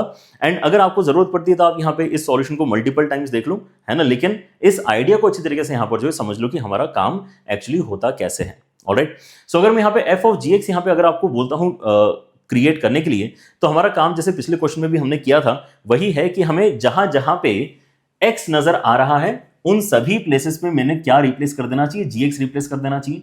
सो x मुझे यहां भी नजर आ रहा है, यहां भी नजर आ रहा है, बट डोंट फॉरगेट कि x यहां भी नजर आ रहा है और यहां भी नजर आ रहा है। Is that fine? x आपको एक्चुअली चार जगह नजर आ रहा है, चारों जगह आपको रिप्लेस क्या करना पड़ेगा, gx को रिप्लेस करना पड़ेगा। सो gx अगर मैं यहां पे रिप्लेस करता हूं तो ये बनेगा आपका 1 माइनस gx, और ये आ जाएगा कितना, ये आ जाएगा gx लेस देन 0 के लिए, लेस देन और इक्वल टू 0 के लिए, और ये आएगा आपके पास में gx का स्क्वायर जब gx आपका ग्रेटर देन 0 है तो, राइट। अब क्योंकि आपको डिसाइड करना है बेस्ड ऑन gx का वैल्यू कब नेगेटिव होगा कब पॉजिटिव होगा, सो ग्राफिकली आपको अभी यहां पे gx के ग्राफ को बनाने की जरूरत है। तो जो भी अंदर वाला फंक्शन होता है उसके ग्राफ को एक्चुअली आपको प्लॉट करना होता है, राइट। सो यहां पे अंदर वाला फंक्शन क्या है, gx, इसलिए मैं अभी gx के ग्राफ को प्लॉट करके अगला स्टेप आपको सजेस्ट करूंगा। अगर मैं सेकंड पार्ट को डिस्कस करूंगा तो मैं यहां पे fx के ग्राफ को प्लॉट करके आपको यहां पे समझाने की कोशिश करूंगा कि कैसे हम डिसाइड करते हैं कि कब क्या यूज करना है। Alright, so let us try that. हम यहां पे सबसे पहले करते हैं gx के ग्राफ को प्लॉट। gx के ग्राफ को अगर मैं प्लॉट करूंगा तो मैं यहां पे नोटिस कर पा रहा हूं कि एक तो मेरे पास में आ गया है -x, ठीक है ना। -x कैसे बनता है, -x ऐसे बनता है, ठीक है ना। कहां से कहां तक बन रहा है -x, ये बन रहा है आपका x लेस देन 1 तक, ठीक है ना। तो मतलब 1 डाल के -1 वाला स्ट्रक्चर आपको यहां पर मिल जाएगा, 1 डाल के -1, और यहां पे ओपन इंटरवल भी आप प्लॉट कर सकते हो, ठीक है ना। तो इतना हमने यहां पर प्लॉट कर लिया। ये जीएस का ग्राफ है, कोई बड़ी बात नहीं थी इसके अंदर इसको प्लॉट करने में। जब मैं यहां पे 1 माइनस एक्स की बात करता हूं तो ये मुझे कब प्लॉट करना है, जब x 1 से बड़ा है, ठीक है ना। तो अगर मैं यहां पे देखूंगा तो -x स्लोप की लाइन है ना, इंटरसेप्ट बस आपको यहां पर 1 उसका है, या फिर आप 1 डाल के देखोगे तो 1 डाल के आपको क्या वैल्यू मिलती है, 0 मिलती है, ठीक है ना। तो 1 डाल के 0 वाली वैल्यू को लेते हुए यहां पे फिर से अपनी लाइन को प्लॉट करते हुए, which is actually going parallel to the initial line, है ना, क्योंकि इसका भी स्लोप -1 है, इसका भी स्लोप -1 है। तो ऐसे दो सेक्शंस आपके यहां पर बन गए, ये जीएस का ग्राफ बन गया। तो ग्राफिकल अप्रोच में ऐसा नहीं है कि आपको यहां पर ग्राफ बनाने में ही दिक्कत आ जा रही है, ऐसा नहीं होगा, ठीक है ना। ग्राफ्स आपके यूजुअली सिंपल ही बनाने के लिए आपको आएंगे। ऑलराइट, सो इस तरह से मैं यहां पर इनके दोनों डेफिनेशंस को अच्छी तरीके से अभी नोटिस कर पा रहा हूं। अब क्योंकि आपके पास में जीएक्स का ग्राफ है तो यू कैन क्लियरली सी कि जीएक्स कब आपका 0 से छोटा है, जीएक्स कब आपका 0 से बड़ा है, और ये आप अब आगे इजीली कन्वर्ट कर सकते हो कॉम्पोजिशन के फॉर्मेट में। क्या कहना चाहते हैं हम यहां पे, हमें कहना चाहते हैं कि आप ये नोटिस करो कि देखो आपका जीएक्स लेस देन और इक्वल टू 0 कब है। तो आप बोलोगे यार ये तो दो जगह हो रहा है, यहां पर भी आपका जीएक्स लेस देन और इक्वल टू 0 है और यहां पर भी आपका जीएक्स लेस देन और इक्वल टू 0 है, राइट। सो दोनों ही यूज कर लेंगे, कोई दिक्कत नहीं है ना। हम क्या कहते हैं कि देखो आपने नोटिस किया कि जीएक्स लेस देन और इक्वल टू 0 कब है, इन दोनों पोजीशंस पे है, तो आप उनको अलग अलग मेंशन कर दो, राइट। कि हम क्या करना चाहते हैं, हम ये बोलना चाहते हैं कि जब x आपका बिलोंग कर रहा है 0 से लेके 1 के बीच में, जब x आपका बिलोंग कर रहा है 0 से लेके 1 के बीच में, 0 को इंक्लूड भी कर सकते हो, ठीक है ना, 1 को इंक्लूड मत करो। अगर आपका x बिलोंग कर रहा है 0 से लेके 1 के बीच में, then at that point gx is definitely less than और equal to 0। And what is the definition of gx at that point, -x। तो ये आपका -x वाला ही ग्राफ है। तो आप gx की जगह क्या डालना चाहोगे, उस दौरान जो डेफिनेशन है वही डालोगे ना, ठीक है ना। सो उस इंटरवल में आपकी डेफिनेशन जो है वो -x के बराबर है। So that is what we want to substitute, right. So ये हो गया आपका 0 से लेके 1 के बीच का डिस्कशन। लेकिन अब अगर आप देखते हो कि यार gx लेस देन और इक्वल टू 0 तो यहां भी था यार, यहां पर भी gx आपका क्या है, लेस देन और इक्वल टू 0 है, तो हम ये वाली वैल्यू भी इनपुट में डाल देना चाहते हैं, राइट। तो मतलब यहां पे मैं अब 1 - x भी इनपुट में डाल देना चाहता हूं। अगर मैं 1 - x इनपुट में डाल देना चाहता हूं, अगर मैं 1 - x इनपुट में डाल देना चाहता हूं, ठीक है ना, तो मुझे मेंशन करना पड़ेगा कि यार ये अलाउड कब था। ये अलाउड तभी था जब आप यहां पे अपने इनपुट को 1 के आगे कहीं ना कहीं रखते हो, ठीक है ना। तो 1 के आगे अगर आपको यहां पे रखना है, देन आप क्या कहोगे, x ग्रेटर देन और इक्वल टू 1 के लिए आपने ये काम किया है, समझे। सो ग्राफ यूज करना एक्चुअली काफी आसान है इस सिनेरियो में। अब आप यहां पर बोलो कि अच्छा ठीक है, आपने यहां पे gx के दो पॉसिबल इनपुट्स डाल सकते थे, दोनों ही यूज कर लिए, तो मतलब इसका फर्स्ट लेयर का काम कंप्लीट हो चुका है। सेकंड लेयर के ऊपर आ जाओ।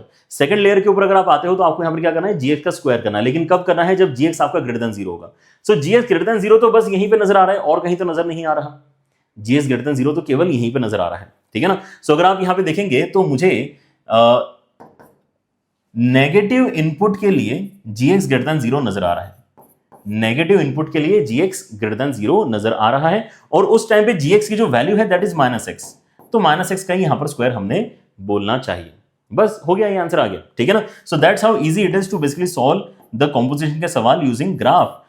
अगर आपके ब्रोकन डेफिनेशन नजर आपको आ रहे हैं तो, ठीक है ना। पीस वाइज डिफाइंड फंक्शन के केस में ऐसा आपका यहां पर फाइनल आंसर निकलता है। अगर आप चाहो तो हम यहां पर क्या कर सकते हैं, इसको थोड़ा सा और अलाइनमेंट सही करके लिख सकते हैं, इन द सेंस कि एफ ऑफ जी एक्स में अगर आप यहां पर नोटिस करोगे, ठीक है ना, सो एफ ऑफ जी एक्स में इट इज बेटर कि पहले हम एक्स लेस देन 0 वाला मेंशन कर दें, ठीक है ना, क्योंकि तरीका आइडियली यही होता है कि पहले लेफ्ट हैंड साइड वाले वैल्यूज आ गए, फिर उसके आगे वाले वैल्यूज आ गए।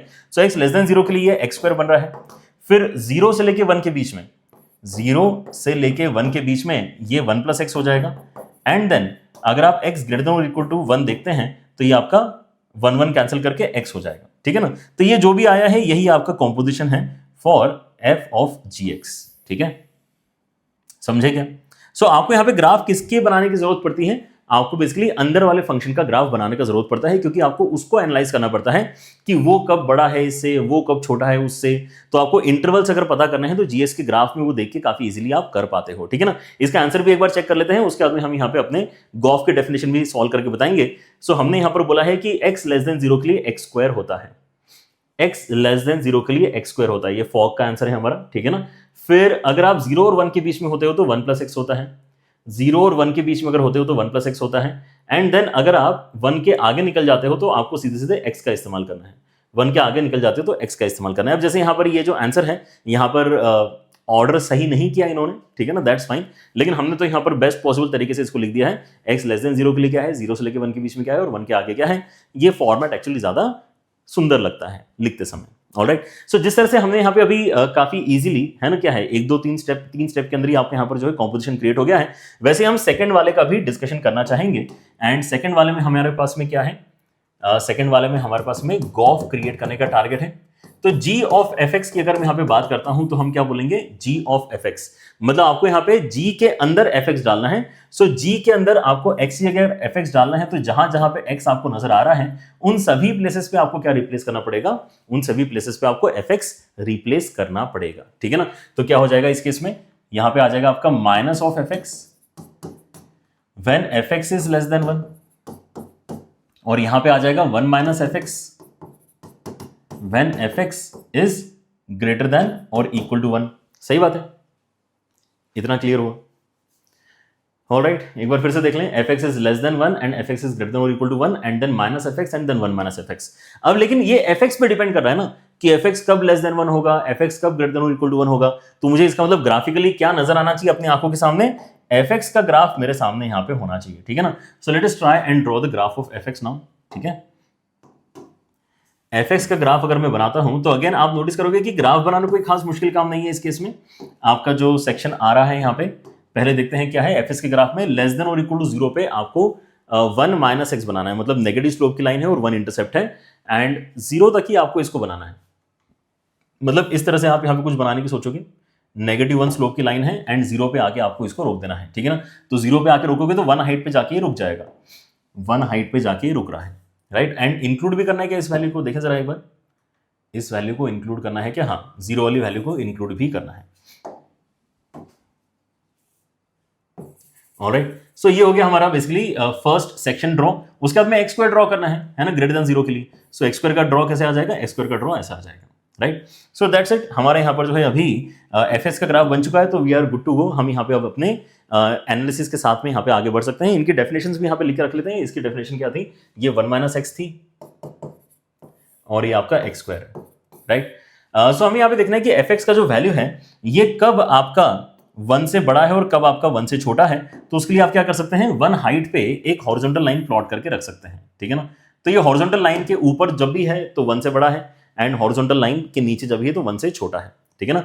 तो 1 से छोटा तो आप यहाँ पे नोटिस कर रहे हो कि यार ये केवल इतने छोटे से सेक्शन में ही आ रहा है, बाकी अदरवाइज तो आप देख रहे हो तो 1 से बड़ा यहां पर भी, 1 से बड़ा वहां पर भी है, राइट। सो आपका जो पहला वाला डेफिनेशन है इसके ज्यादा पीसेस नहीं हो पा रहे हैं। आप अगर देखोगे तो आपके पास में जो स्ट्रक्चर क्रिएट हो रहा है उसके अंदर माइनस ऑफ, जब मैं लेस देन 1 की बात करता हूं, जब मैं लेस देन 1 की बात करता हूं, ठीक है ना, तो लेस देन 1 मेरा हो पा रहा है मात्र 0 से लेके 1 के बीच में, राइट, लेस देन 1। और यहां पर मुझे जो डेफिनेशन दिखाई दे रही है वो एक्स स्क्वायर दिखाई दे रही है। तो मैंने fx जहां होना चाहिए था वहां पे एक्स स्क्वायर डेफिनेशन का इस्तेमाल किया, एंड ये भी बता दिया साथ में कि आपको इसको 0 से लेके 1 तक लेके जाना है। 0 से लेके 1 के बीच में अगर आप अपने x को रखते हो तो आपको माइनस एक्स स्क्वायर डेफिनेशन यहां पे फाइनली कॉम्पोजिशन की मिलनी चाहिए। और कुछ तो यहां पे 1 से छोटा दिख ही नहीं रहा, तो हम यहां पे अब आगे सेकंड वाले लेयर पे आते हैं कि मुझे 1 माइनस एफ एक्स का यूज करना है जब एफ एक्स आपका ग्रेटर देन और इक्वल टू 1 है। सो ग्रेटर देन और इक्वल टू 1 यहां पर भी है, ग्रेटर देन और इक्वल टू 1 यहां पर भी है, राइट। सो आप क्या बोलोगे यहां पे कि 1 माइनस एफ एक्स अगर मैं ये वाला डेफिनेशन यूज करना चाहूं तो कर सकता हूं, ठीक है ना। मैं एफ एक्स के प्लेस में 1 माइनस एक्स डाल सकता हूं, लेकिन एफ एक्स का ये पर्टिकुलर डेफिनेशन काम कब आता है, जब आप इनपुट ही 0 से छोटा देते हो, तो x लेस देन और इक्वल टू 0 में आपका ये पर्टिकुलर डेफिनेशन बिल्ड हो रहा है। और आप एक और काम कर सकते हो, 1 माइनस यहां पर भी आप क्या कर सकते हो, एक्स स्क्वायर का भी इस्तेमाल कर सकते हो, लेकिन एक्स स्क्वायर का इस्तेमाल करना अलाउड कब है, जब आप अपने इनपुट को ही 1 के आगे, है ना, यहां पे रिस्ट्रिक्टेड रखते हो। सो x ग्रेटर देन और इक्वल टू 1 में ये आपके डेफिनेशन बनना चाहिए। बस अब हम यहां पर क्या करेंगे, इसको वही सुंदर तरीके से लिख देंगे और आपका यहां पे फाइनल आंसर भी आ जाएगा। Is that clear? सुंदर तरीके से लिखने का मतलब क्या है, बहुत ज्यादा लोड नहीं लेना है। हम यहां पर बस ये कहना चाहते हैं कि g ऑफ एफ एक्स जो है, लिखते समय हम बस इस बात का ध्यान रख लें कि पहले लेस देन और इक्वल टू 0 वाली डेफिनेशन लिख देते हैं, तो यहां पे 1 1 कैंसिल करके आपको x आएगा। ये हो रहा है x लेस देन और इक्वल टू 0 के लिए। फिर 0 से लेके 1 के बीच वाली डेफिनेशन लिख देते हैं, which is minus x square. ये 0 से लेके 1 के बीच की डेफिनेशन है। एंड देन यहां पे लिख देते हैं 1 माइनस एक्स स्क्वायर, जो आपके 1 से बड़ी वाली डेफिनेशन है, ठीक है ना। बस हो गया आपका काम। Is that clear? ऑलराइट, सो यही आपका बेसिकली जो है कॉम्पोजिशन का आंसर है। इसका भी आंसर एक बार हम आपको चेक करवा देते हैं and then we can proceed with the next discussion. So हमने यहां पर बोला कि गॉफ का जो यहां पे आंसर आना चाहिए वो कैसा नजर आएगा, कि आपके पास में लेस देन 0 के लिए, लेस देन और इक्वल टू 0 के लिए x बनना चाहिए, लेस देन और इक्वल टू 0 के लिए x बनना चाहिए, है ना। आप यहां पर नोटिस कर सकते हो कि हमने ज्यादा बेटर तरीके से आंसर लिखा है rather than this printed material. And then 0 से लेके 1 के बीच में माइनस एक्स स्क्वायर आ रहा है, 0 से लेके 1 के बीच में माइनस एक्स स्क्वायर आ रहा है, एंड देन 1 या उसके आगे आपका 1 माइनस एक्स स्क्वायर बेसिकली बन रहा है, ठीक है ना। सो आपका यहाँ पर ये जो पूरा टेक्निक है ना, ग्राफिकली अपने क्वेश्चन को आंसर करने का, आई होप सारे बच्चे यहाँ पे इसको अच्छी तरीके से, है ना, यहाँ पे समझ चुके हैं। फिर से देख लो अगर आपको देखना है तो, ठीक है ना। ग्राफ किसका बनाना होता है, जिसका एनालिसिस करना है। एनालिसिस किसका करना है, जो अंदर वाला फंक्शन है उसी का एनालिसिस करने की जरूरत पड़ती है। सो दोनों के ग्राफ बनाने की जरूरत नहीं, क्योंकि क्वेश्चन में आपके पास में यहाँ पे गॉफ और फॉग दोनों पूछे जाएंगे, ऐसा नहीं होता। ये तो क्लास में समझाने के लिए मैंने यहाँ पर अभी क्या किया है, आपके लिए दोनों एग्जाम्पल सॉल्व करके आपको दिखाए हैं, ठीक है ना। अगर आपके पास में केवल फॉग का ही क्वेश्चन है तो यही आपका सॉल्यूशन है, इतना सही सॉल्यूशन है आपका। अगर गॉफ का सवाल है तो इतना सही आपका यहाँ पे सॉल्यूशन है, ठीक है। So that's how easily you can basically manage these kind of questions. And now there is one more short idea before we conclude our lecture, जहां पे हम बात करेंगे डोमेन ऑफ कॉम्पोजिशन की। कॉम्पोजिट फंक्शन के डोमेन के बारे में अगर आपसे सवाल पूछा जाता है तो आपने सोचना कैसे चाहिए। This again is a very important pattern जो आपको, है ना, याद रखना है। अगर मैं यहां पर कहता हूं कि मेरे पास में f ऑफ gx नाम का एक कॉम्पोजिशन क्रिएटेड है और मैं इसकी डोमेन के ऊपर कमेंट करना चाहता हूं, तो आप यहां पर क्या बोलोगे कि यार देखो, सबसे पहले तो आप ये नोटिस करो कि डोमेन मतलब क्या है, x के वो वैल्यूज जो इनपुट में अलाउड हैं। ये सुनो, डोमेन का मतलब होता है x के वो वैल्यूज जो इनपुट में अलाउड हैं। अगर इनपुट में यहां पे देखता हूं तो सबसे पहले कौन उसको झेल रहा है इनपुट को, x सबसे पहले किसके पास में जा रहा है, g के पास में जा रहा है। तो जो भी g का डोमेन है, जो भी g का डोमेन है, उससे ज्यादा बाहर तो मैं जा ही नहीं सकता। समझ रहे हो इस बात को? G का जो डोमेन है, that is the starting point for me. I may get something which is lesser than the domain of G, but I cannot get anything which is more than the domain of G. समझे? जैसे अगर मैं यहां पर आपको example लेके बताऊं, अगर मैं यहां पर आपको कहता हूं कि आपका जो fx है ना, वो लेट अस से 1/x है, और जो आपका gx है वो लेट अस से √x है। सो इनका जो कॉम्पोजिशन f ऑफ gx होगा, अगर मैं इसकी डोमेन की बात करना चाहता हूं, है ना, एग्जांपल मैंने डेलिबरेटली बहुत इजी लिया है ताकि आपका कॉन्सेप्ट के ऊपर ज्यादा फोकस रहे rather than solving the question, ठीक है ना। अगर मैं इसके डोमेन की बात करता हूं तो gx जिन वैल्यूज को मना कर रहा है, उन वैल्यूज को तो आप सबसे पहले मना कर दो, राइट। जैसे यहां पे gx क्या बोलता है कि यार मुझे तो ग्रेटर देन और इक्वल टू 0 वैल्यूज ही चाहिए, तो सबसे पहला आपका स्टेप तो यही होना चाहिए कि g की सुनो और बोलो कि आपका जो डोमेन ऑफ g है वो क्या है, कि आपका जो x है वो ग्रेटर देन और इक्वल टू 0 होना चाहिए। तो हम बोलेंगे अच्छा, इसके नीचे तो मैं उतरूंगा ही नहीं, है ना, इससे ज्यादा वैल्यूज तो मैं इस कॉम्पोजिशन को देने की कोशिश भी नहीं करूंगा। इतना ही मैं इसको बेसिकली, है ना, यहां से स्टार्टिंग पॉइंट बना। फिर मैं यहां पे क्या नोटिस करता हूं कि यार अब एक्चुअली एफ एक्स फंक्शन को भी तो अपनी अलग से दिक्कतें हो सकती हैं। जीएक्स क्योंकि क्या कर रहा है, जीएक्स अपने हिसाब से अब इन अलाउड इनपुट्स के लिए, है ना, जो भी जी को अलाउड इनपुट से अपने आंसर्स जनरेट कर रहा है, और जो आंसर वो जनरेट कर रहा है वो किसके पास जा रहे हैं, एफ के पास जा रहे हैं। क्योंकि वो एफ के पास जा रहे हैं तो हो सकता है कि उन आंसर्स में एफ को कहीं दिक्कत नजर आए कि नहीं यार, ये वाला वैल्यू जो जी ने जनरेट किया है वो मैं नहीं ले सकता, राइट। सो वो भी डोमेन के लिए एक्स्ट्रा रिस्ट्रिक्शन जनरेट हो रही हैं। सो डोमेन के लिए जो एक्स्ट्रा रिस्ट्रिक्शन आपकी जनरेट हो रही है वो कहां से आ रही है, सेकंड स्टेप से आ रही है, कि हमें कहेंगे कि यार देखो, अब जब एफ अपना काम करेगा तो एफ बोलेगा कि यार मुझे मिल रहा है जीएक्स। सो जीएक्स जब भी यहां पे एफ के डोमेन से बाहर जाने की कोशिश करेगा तो आपको उन पॉइंट्स को भी मना कर देना है, ठीक है ना। तो GX should also belong to the domain of F, इस बारे में हमें यहां पे ध्यान रखना है। अगर जीएक्स मतलब जो आउटपुट है वो अगर एफ के डोमेन को लीव करने की कोशिश करे तो ओरिजिनली जिन एक्स ने उन चीजों को जनरेट किया था उन जनरेशंस को ही आप यहां पे मना करना चाहोगे। जहां पे अभी क्वेश्चन करेंगे तो और क्लियर होगा आपको, जहां पे जी ने कुछ इनपुट लिया रहा होगा जिससे प्रॉब्लमेटिक वैल्यू जनरेट हुई होगी, उस इनपुट को ही जड़ से मिटा दो तो आगे एफ को भी दिक्कत नहीं आएगी क्योंकि जी को वो मिला ही नहीं, राइट। सो आप यहां पर जैसे अगर सोचते हो तो यहां पर हमने क्या बोला कि जो डोमेन ऑफ जी है वो तो ग्रेटर देन और इक्वल टू 0 है, लेकिन एफ क्या बोलेगा, एफ बोलेगा कि यार मुझे आप अगर नोटिस करो तो 0 पे प्रॉब्लम है क्योंकि एफ आपका 1/x है ना। तो आप ये नोटिस करते हो कि क्या इसको जहां पे प्रॉब्लम है वो वैल्यू जीएक्स कभी जनरेट कर सकता है क्या, है ना। मतलब हम कुछ वैल्यूज यहां पे रिमूव करने की कोशिश करेंगे। काय में से रिमूव करेंगे, ऑब्वियसली जो जी का डोमेन है उसमें से भी रिमूव कर देंगे, राइट। तो जी के डोमेन में से मैं कौन से वैल्यूज रिमूव करने की कोशिश करूंगा, जहां पे जीएक्स वो बन जाता है जहां पे एफ को दिक्कत है, राइट। वही चीज हम यहां पर बेसिकली कहने की कोशिश करें कि GX has to belong to the domain of F, ठीक है ना।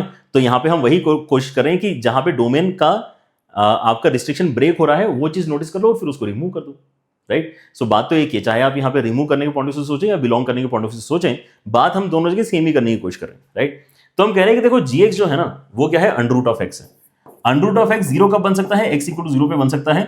0 क्या जी के डोमेन में अलाउड है, हाँ 0 जी के डोमेन में अलाउड है, तभी 0 डाल के हमने यहां पे 0 जनरेट किया है। लेकिन ये जो 0 जनरेट हो रहा है ये हम किसको देने की कोशिश करेंगे, 1/x को देने की कोशिश करेंगे अल्टीमेटली, ठीक है ना। तो क्या वो एक्सेप्ट कर पाएगा, नहीं कर पाएगा। तो इस प्रॉब्लम की जड़ कहां है, x इक्वल टू 0। इस प्रॉब्लम की जड़ x इक्वल टू 0 है क्योंकि x इक्वल टू 0 पे g ने 0 बनाया और ये 0 अल्टीमेटली f को मिला, तो वहां पे बेसिकली डिनोमिनेटर में 0 चला गया। तो हम कहेंगे कि यार देखो, आपको भले ही g में दिक्कत नहीं आ रही थी, लेकिन ये जो भी हमें पता चला वहां से आप अपने x इक्वल टू 0 को रिमूव करो और ये आपके डोमेन का आंसर आएगा for the composition. f of gx के डोमेन का आंसर मतलब x ग्रेटर देन 0 इसका इस बार आपका बनना चाहिए, ठीक है ना। तो आई गेस ये अगर आपको थॉट क्लियर हुआ है तो एक सिंपल सा क्वेश्चन हम यहां पे करके देखते हैं and then you will be able to further understand कि यहां पे प्रोसेस क्या होती है, राइट। बट मुझे लगता है कि समझने के लिए इतना बेसिक एग्जांपल वैसे सफिशिएंट था, but let us take one more question, है ना। यहां पर देखने में थोड़ा सा वियर्ड आउट लग सकता है लेकिन देखो सिंपल है सवाल, है ना, सवाल देख के नहीं डरना है, ओके। सो आपके पास में यहाँ पे एफ एक्स और जी एक्स यहाँ पे बहुत अच्छे तरीके से डिफाइन किए हुए हैं, ठीक है ना। अच्छे तरीके से इन द सेंस ये भी बताया गया है कि उनका डोमेन कोडोमेन क्या है, डोमेन कोडोमेन क्या है, ये आपको पहले से बताया गया है, ठीक है ना। यहाँ पे क्लियरली आप देख सकते हो कि माइनस हाफ डाल के डिनोमिनेटर 0 बनता है, यहाँ पे -5/2 डाल के डिनोमिनेटर 0 बनता है। तो इस बात का ख्याल उन्होंने खुद ने रखा है कि हम यहाँ पे ये चीज बता दे बच्चों को, है ना, कि इन चीजों पर एफ और जी को दिक्कत है, राइट। सो जैसे मैं यहाँ पर अब इस कंपोजिशन की बात करूंगा, एफ ऑफ जी एक्स की बात करूंगा, तो जी के डोमेन को तो मैं अब क्रॉस ही नहीं कर सकता, इन द सेंस मैं उससे ज्यादा वैल्यूज तो अपने एक्सेप्ट ही नहीं कर सकता कॉम्पोजिशन में, क्योंकि सबसे पहले जी ही बेसिकली इनपुट को झेलने वाला है, ठीक है ना। सो पहली बात तो यह है कि मतलब एक्स मेरे पास में -5/2 तो भाई बिल्कुल भी नहीं होना चाहिए। ये तो मान के चलो कि भाई -5/2 तो होना नहीं चाहिए, क्योंकि -5/2 अगर आपने यहां पे डाला तो यहीं पे नॉट डिफाइंड वैल्यू जनरेट हो जाएगी, तो वो नॉट डिफाइंड वैल्यू एफ को मिलेगी, मतलब आगे जाने की जरूरत ही नहीं वहां पे। मतलब ये डोमेन के पॉइंट ऑफ व्यू से -5/2 तो बहुत प्रॉब्लम है, राइट। लेकिन डोमेन के पॉइंट ऑफ व्यू से कॉम्पोजिशन के लिए क्या -12 एक प्रॉब्लम है? नहीं, -12 इनपुट एग्जैक्टली प्रॉब्लम नहीं है, क्योंकि -12 इनपुट एफ को हम दे ही नहीं रहे हैं। हम तो -½ अगर देंगे तो किसको देंगे, g को देंगे। अब g -½ यूज करके कुछ और ही बना देगा ना, तो exactly -½ is not an issue. लेकिन क्या ऐसा कोई पॉइंट है जहां पे gx बन जाता है -½ तो ऐसे पॉइंट्स को मुझे रिमूव करना पड़ेगा, ऐसे पॉइंट्स को मुझे रिमूव करना पड़ेगा जहां पर gx -½ बन जाएगा। वो कौन सा x पे बन रहा है इसको एक बार नोटिस करते हैं। सो gx अगर आपके यहां पे -½ बन रहा है, मतलब आपका ये जो एक्सप्रेशन है mod x + 1 upon 2x + 5, this has to become equal to -½ तो अगर मैं यहां पे क्रॉस मल्टीप्लाई करता हूं तो 2 times of mod x + 2 is equal to -2x - 5, and अगर मैं x वाली क्वांटिटी इस तरफ एंड कांस्टेंट को उस तरफ भेजता हूं, सो this is the final equation जहां से मुझे सॉल्व करके x की वैल्यू मिलेंगे। तो अगर mod x को आप x के साथ में ओपन करते हो तो क्या हो जाएगा, यहां पे x = 7 -7/4 आएगा। -7/4 आपको यहां पे ऑप्शन में भी इन्होंने दिया है। That is the good part about the options, ठीक है ना, कि क्या हम ये बोलना चाहते हैं कि that is the value that we have to remove. तो अगर आपको लगता है कि वो रिमूव करना है तो आपको एक्चुअली दूसरी प्रॉब्लम है, आपको फिर यहां पे कॉन्सेप्ट लेवल पे प्रॉब्लम नहीं है, आपको यहां पर मॉडुलस की दिक्कत है। देखो, जब भी आप यहां पे मॉडुलस इक्वेशन ओपन करते हो तो आपको ये मेंशन करना चाहिए कि हम कब क्या काम कर रहे हैं, ठीक है ना। सो केस 1 आपका बनेगा जब मैं सॉल्व करना चाहता हूं x > 0। अगर मैं x > 0 सॉल्व करना चाहता हूं देन मेरे पास में यहां पे इक्वेशन आ रही है क्या, 2x + 2x = -7 and that's why x = -7/4 आपका बन रहा है। लेकिन क्या मैं इस आंसर को एक्सेप्ट कर सकता हूं? नहीं, क्योंकि हम डिस्कशन जो चाहते थे वो > 0 के लिए चाहते थे, दैट्स व्हाई हमने मॉड को प्लस साइन के साथ में ओपन किया था, ये एक्सपेक्ट करते हुए कि हमारा आंसर पॉजिटिव आएगा, लेकिन पॉजिटिव नहीं आया। तो यहां पे दोनों का कॉम्बिनेशन देख के पता चला कि यार ये तो एक्चुअली रेलेवेंट आंसर ही नहीं है, right. -7/4 is not a relevant answer for this equation to be solved. Case 2 हम यहां पर करते हैं कि x < 0 में, फिर यहां पे देखते हैं कोई आंसर आ सकता है क्या। तो x < 0 जैसे ही आप यहां पर करते हो तो ये मॉड नेगेटिव साइन के साथ में ओपन होगा, तो ये तो वियर्ड इक्वेशन सी बन गई कि 0 = -7। ये फिर से क्या हो गया, ये तो आपका रॉन्ग ही हो गया। इनफैक्ट ऐसे तो 0 = -7 क्या होता है, ठीक है ना, ये भी आपका बेसिकली गलत कंक्लूजन है। मतलब रिमूव करने के लिए हमें यहां पे कुछ मिला ही नहीं apart from the only value -5/2, जो एनीवेज हमें रिमूव करनी ही है, क्योंकि हम जी के डोमेन के बाहर तो जाने नहीं चाहते। जी के डोमेन में से फर्दर चीजें हटाने की बात जरूर हो सकती है कि जी के डोमेन में 0 था, लेकिन आपने अब आगे चल के देखा कि 0 अलाउड नहीं, तो आपने 0 को भी हटा दिया। लेकिन जी के डोमेन के बाहर की तो बात हम बिल्कुल भी नहीं करेंगे। Alright, so that's how you can conclude now कि इसका आंसर क्या आना चाहिए, जो जी का डोमेन है वही आपका फाइनल आंसर है। जो जी का डोमेन है वही आपको फाइनल आंसर मिल रहा है, क्योंकि gx वो वैल्यू कभी बना ही नहीं रहा है जहां पे f को दिक्कत है। तो कोई बढ़िया बात है, फिर कोई दिक्कत ही नहीं है ना, g कभी भी वो पॉइंट ही नहीं बन पाएगा, समझे। सो इस तरह से आपको यहां पर क्वेश्चन का एनालिसिस करना होता है। और इस केस में भी आपको यहां पर जो अच्छा क्वेश्चन बन सकता है, it can be of this category, जहां पर हम फिर से ग्राफिकल अप्रोच का इस्तेमाल करके आंसर बताने की कोशिश करते हैं, ठीक है ना। ध्यान से देखो, यहां पर ग्राफिकल अप्रोच फिर से यहां पे मैं क्यों बोल रहा हूं कि आपको यूज करनी होगी, क्योंकि अगर आप इसको मॉडुलस को अच्छी तरीके से ओपन करते हो ना, तो आपको fx और gx ब्रोकन डेफिनेशन से ऐसा पता चलेगा। देखो ध्यान से, ये आज का टॉप क्वेश्चन मान सकते हो आप, ठीक है ना। डोमेन की भी बात चल रही है, रेंज की भी बात चल रही है, और कॉम्पोजिशन में है। डोमेन और रेंज की बात चल रही है, कॉम्पोजिशन की, ठीक है ना। सो आप यहां पर देखो कि आपका क्रिटिकल पॉइंट क्या है मॉडुलस का, +2। सो +2 पे यहां पर मुझे इसको ब्रेक करना पड़ेगा। -1 से लेके 2 तक की कहानी कुछ और रहेगी, एंड देन 2 से लेके 3 तक की कहानी कुछ और रहेगी, ठीक है ना। अगर 2 के पीछे है तो मॉडुलस माइनस साइन के साथ में ओपन होगा, माइनस साइन के साथ में ओपन होगा तो ये 1 - x बनेगा, ठीक है। बनेगा कि नहीं बनेगा, क्योंकि ये आपका 2 - x के जैसे ओपन होगा, राइट, माइनस साइन के साथ में। एंड अगर आप यहाँ पे 2 के आगे हो तो मॉडुलस आपका जैसा है वैसा ही ओपन हो जाएगा, तो ये हो जाएगा x - 3 के बराबर। Alright, so this is what we have done. ऐसे अगर आप gx को देखते हो तो gx की भी डेफिनेशन क्या है आपकी, ब्रोकन है। मॉड क्योंकि हम यहाँ पे ओपन करेंगे और 0 यहाँ पर इसका क्रिटिकल पॉइंट है, तो -2 से लेके 0 में कहानी रहेगी कुछ और, एंड देन 0 से लेके 4 में कहानी रहेगी कुछ और। तो यहाँ पे कहानी क्या रहेगी, 0 के पीछे माइनस साइन के साथ में ओपन होगा तो ये हो जाएगा 2 + x, एंड यहाँ पे आ जाएगा 2 - x, राइट। सो fx और gx हमने यहाँ पर जो है दोनों ही अच्छे तरीके से लिख लिए हैं। अब इस क्वेश्चन को एड्रेस करने के लिए, क्योंकि क्वेश्चन आपका यहाँ पे कॉम्पोजिशन क्रिएशन का नहीं है, आप कॉम्पोजिशन क्रिएट कर सकते हो, उसमें कोई मना ही नहीं है। आपको मैंने जो पिछली अप्रोच यहाँ पर बताई है, ठीक है ना, ये वाला जो आइडिया मैंने आपके साथ में शेयर किया था, ठीक है ना, इसके मदद से आप यहाँ पे क्या बना सकते हो। इस बार क्या पूछा इन्होंने, फॉग पूछा है तो आप फॉग एक्स बना सकते हो, मैंने आपको बता दिया कि कैसे बनाना है। और एक बार वो फंक्शन आपके सामने आ जाता है तो आप फिर उसका एनालिसिस करके उसकी डोमिनो रेंज भी बता सकते हो। लेकिन अब एक और चीज जो सीखने वाली है इस तरह के क्वेश्चंस में वो ये है कि बिना कॉम्पोजिशन बनाए भी क्या मैं अपने आंसर को डायरेक्टली बता सकता हूं। और उसके लिए हम क्या करते हैं, यहां पे एफ एक्स और जी एक्स दोनों का ही ग्राफ पहले तो प्लॉट करते हैं। क्या करते हैं, एफ एक्स जी एक्स दोनों का ही ग्राफ एक साथ प्लॉट करते हैं, ठीक है, और दोनों का ही एनालिसिस स्टार्ट कर देते हैं एक साथ। साइड बाय साइड एनालिसिस हम यहां पे इनका करने वाले हैं। ऑलराइट, सो एफ एक्स का जो आपका ग्राफ यहां पर बनने वाला है उसके अंदर सबसे पहले आपके इसमें 1 माइनस एक्स है ना। 1 माइनस एक्स का मतलब क्या है कि आप नेगेटिव स्लोप पे जा रहे हो, नेगेटिव स्लोप पे जा रहे हो, एंड देन -1 डाल के आपके पास में कितना आ जाएगा, 2 आ जाएगा। -1 डाल के 2 आ जाएगा, एंड देन 2 डाल के -1 आ जाएगा, 2 डाल के -1 आ जाएगा। इस तरह से आपकी यहां पे एक लाइन आप एक्सपेक्ट कर सकते हो कि आनी चाहिए, ठीक है ना। 2 डाल के -1 आ जाएगा। Let me mark the values as well. ये बेसिकली 2 आया है, कितना डाल के, -1 डाल के, फिर एग्जैक्टली 2 डाल के कितना आया है, अगेन -1 आया है। ऑलराइट, इस तरह से आपके यहां पर एक ग्राफ बन रहा है। 0 डाल के क्या आएगा, अगर आप मार्क करना चाहो तो 1 आएगा, ठीक है ना। एंड देन 0 का बन रहा है, 1 डाल के आ रहा है। ये एक्स्ट्रा वैल्यूज हमने यहाँ पे मार्क कर दी, इतनी मार्क करने की एक्चुअली जरूरत नहीं है, ठीक है ना। तो ये व्हाइट कलर का जो आपको यहाँ पे लाइन दिख रहा है ना, that is what is the graph in this particular section, -1 से लेके 2। एंड देन 2 के आगे आपको जो ड्रॉ करना है वो बेसिकली क्या है, पॉजिटिव स्लोप की एक लाइन है। तो अगर आप यहाँ पे 2 डालते हो तो क्या बन जाएगा, -1। 2 डाल के -1 बन रहा है, बहुत ही अच्छी बात है। हमारे पास भी यहाँ पे 2 डाल के -1 पहले से बना हुआ है, ठीक है ना। उसके आगे आपको यहाँ पर जाना है एंड देन 3 डालना है, तो 3 डाल के क्या हो जाएगा, 0 हो जाएगा। 3 डाल के 0 हो जाएगा। तो इस तरह से आप यहाँ पे इसको 3 को मार्क कर सकते हो। Done, alright. सो आपने यहां पर अभी ये जो बेसिकली ग्राफ प्लॉट किया है व्हाइट कलर से जो आपको नजर आ रहा है, that is the graph of F x, ठीक है ना। ऐसे हम यहां पे अब जीएस का ग्राफ प्लॉट करेंगे। जीएस के ग्राफ में आपको यहां पे पहले तो प्लॉट करना है 2 + x। 2 + x आपको प्लॉट करना है -2 से लेके 0 में। -2 अगर मैं इनपुट डालता हूं तो ये 0 हो जाएगा।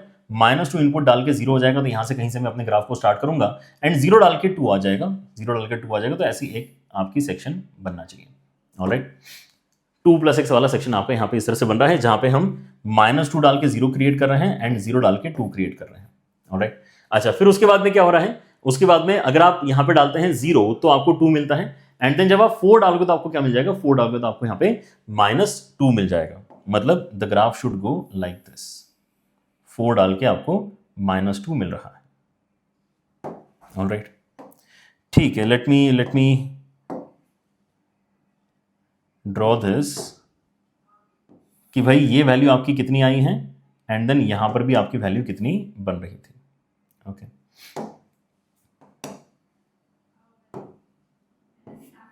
तो ये बेसिकली हमने 4 डाल के बेसिकली चीजें एंड करी हैं, ठीक है ना।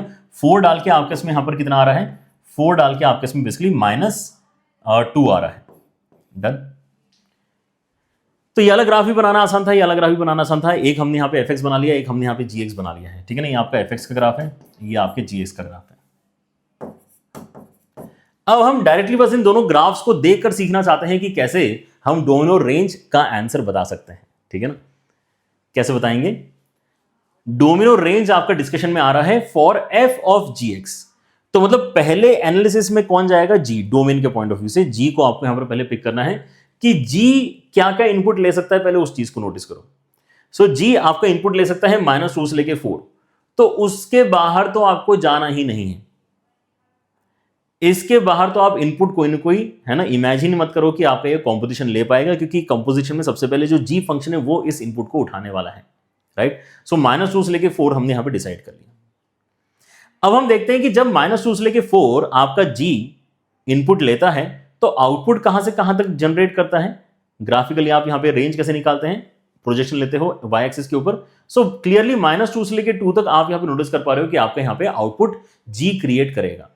अब जी जो ये आउटपुट क्रिएट करेगा, क्या ये सारे के सारे आउटपुट एफ एज इनपुट ले सकता है क्या?